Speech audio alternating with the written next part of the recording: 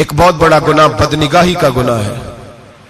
आपको पता है हमारे मुल्क के अंदर बदकारी, जिना और बेहयाई की शरह कितनी बढ़ती जा रही है, किस कदर बढ़ती जा रही है। वो लोग जो निकाह कर लेते हैं वो भी अपनी निगाहों को, मैं अक्सर कहता हूं, हुजूर ने फरमाया निकाह आधा ईमान है। जिसने निकाह कर लिया उसका ईमान मुकम्मल हो गया। तो जो निकाह के बाद भी बाज ना आया, मैं उसको बेईमान नहीं कहता, लेकिन नबी पाक ने फरमाया जो निकाह कर ले उसका ईमान, बोलिए ईमान महफूज हो गया, उसका ईमान, सारे बोलिए ईमान। और जो फिर भी बाज ना आए, हुजूर कह रहे ईमान मुकम्मल हो गया। और जो ना बाज आया, क्या फतवा दिया जाए हदीस की रोशनी में? मेरे नबी पाक की बारगाह में औरतें आई तौबा करने, बैत करने, मुसलमान होने। तो हुजूर बैत लेते वक्त फरमाने लगे मेरे साथ वादा करो, झूठ नहीं बोलोगी, गीबत नहीं करोगी, जिना नहीं करो। एक औरत बोल पड़ी, कहने लगी या रसूल अल्लाह सल्लल्लाहु अलैहि वसल्लम, मैं मुसलमान तो नहीं पर खानदानी हूं, मेरे घर वालों के जहन में भी कभी जिना का ख्याल नहीं आया। हम तो इसे खानदानों के वकार के खिलाफ समझते हैं। रोज बुरी नजर से किसी को देखना और किसी के बारे में गलत बातें, नाराज ना होना। बहुत सारे बूढ़े भी लज्जत ले लेके जुर्म बयान करते हैं, गुनाह बयान करते हैं, गलत बातें करते हैं, किसी औरत के बारे में तबसरा करते हैं। क्या समझते हैं मर्द और औरत माज़अल्लाह ताला एक कमरे में जाके बदकारी करे तो वही जिना है? मेरी तरफ देखिए और झांक करके सुनिए क्या अर्ज कर रहा हूं, इधर देखे मेरी तरफ। नबी पाक सल्लल्लाहु अलैहि वसल्लम ने फरमाया जिना जुबान का भी होता है, जिना कान का भी होता है, जिना आंख का भी होता है। हुजूर किस तरह? फरमाया जिसने गंद देखा उसने आंख का जिना किया, जिसने लज्जत लेके सुना, चुप नहीं कराया, पूरी बात सुनी, वो भी जानी है। और जिसने गंदी बात बोली वो मुंह का जानी है, जिसने गंद सोचा वो दिमाग का जानी है। और जानी को सबसे पहली सजा अल्लाह ये देता है कि सजदे की लज्जत छीन लेता है, इबादत का सुरूर छीन लेता है, उसका नमाज में दिल नहीं लगता। कुरान में सबसे पहली सजा उसे अल्लाह अपने दरवाजे से दूर कर देता है।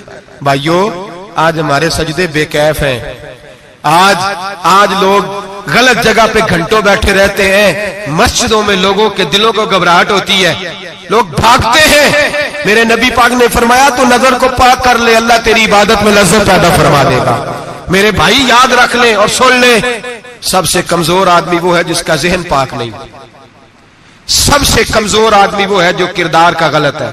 एक बात मैंने पढ़ी, अब यकीन करें मेरा दिल करे कि मैं आग लगा दूं इस उन्वान को जिस पे गंदगी लिखी जाती है, उन अखबारों को, उन चीजों को जिस पे गंद लोगों के दिलों में। वो इंडिया की एक वजीर आजम औरत गुजरी तो किसी ने उससे कहा कि पाकिस्तान ने तो तुम्हें शिकस्त दी है, तुम जीत नहीं सके बड़ा मुल्क होके। कहने लगी कोई बात नहीं, थोड़ा वक्त ठहर जाओ, हम इन पर तहजीबी यलगार करेंगे, इनके घरों में नंगा नाच करेंगे, ये गंदी तस्वीरें देखेंगे, ये गंद में उलझ जाएंगे। और जो कौम गंद में उलझ जाया करती है वो फिर किसी से लड़ने की ताकत नहीं रखती, उसके अंदर डट जाने की हिम्मत नहीं होती, उसकी गैरत के जनाजे निकल जाते। दिल करता है जल जाए वो जल जाए जहां से बुराई फैलती, तबाह हो जाए वो इलाके जहां से गंद होता है। लोग गंद की कमाई खाते हैं, गंद की। एक्टरों के साथ खड़े होकर फोटोएं खिंचाते हैं और गुनाह पे फख्र करते हैं। और गंदे लोग कहते हैं अल्लाह का फजल है हम गंद फैला रहे हैं, सुम्मा माज अल्लाह। लोग गुनाह पे फख्र करते हैं चौकों चौराहों में। मोहम्मद बिन कासिम आए हिंदुस्तान पे राजा दहर के मुकाबले में, नौजवान मेरी तरफ देखे और सही होके बैठे, खासे सही होके बैठे, तकरीर नहीं कर रहा, जज्बात का, मेरे जज्बात सुने, दिल के फपूले जल रहे हैं सीने के दाग से। अल्लाह की कसम रूह की गहराई से बात कर रहा हूं, वो बात कर रहा हूं जो सीना कह रहा है कि फट जाए और कहना ना पड़े।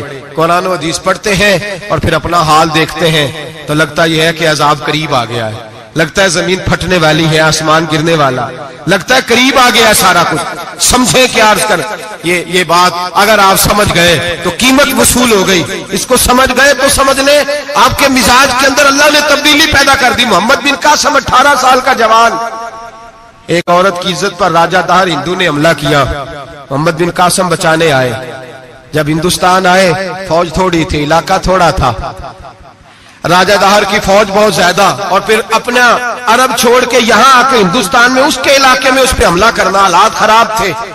मोहम्मद बिन कासिम परेशान है। एक बुजुर्ग ने देखा, कहने लगे परेशान क्यों हो? कहने लगा सोचता हूं इलाका भी उसका, फौज भी उसकी, मेरे फौजियों को तो रस्तों का भी नहीं पता, कैसे जंग करेंगे, किधर से आएंगे, और फिर हमें जुबान भी नहीं आती, कैसे काम होगा, डर रहा हूं। 2-4 दिन गुजरे तो मोहम्मद बिन कासिम अशाश बशाश हो गए।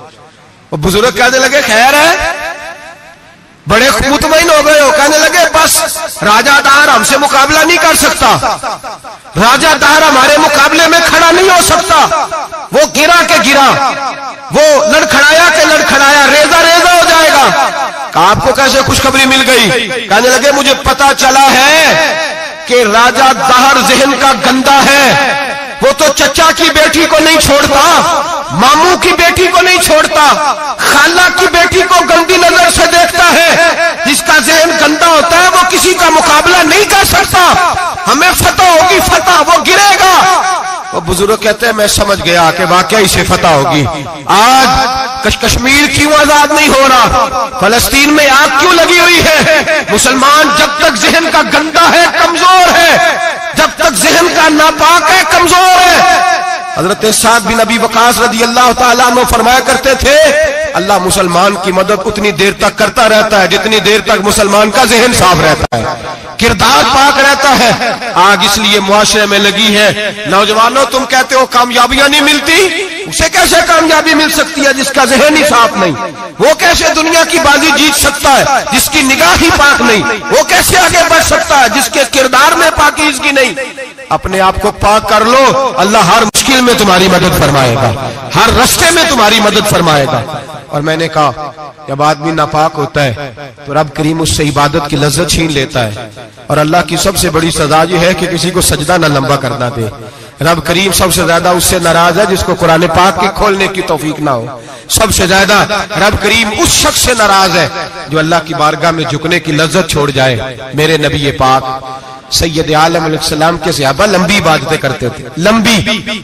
किसी ने कहा था रूम के बादशाह थे कि ये मुसलमान फातेह क्यों हो जाते हैं?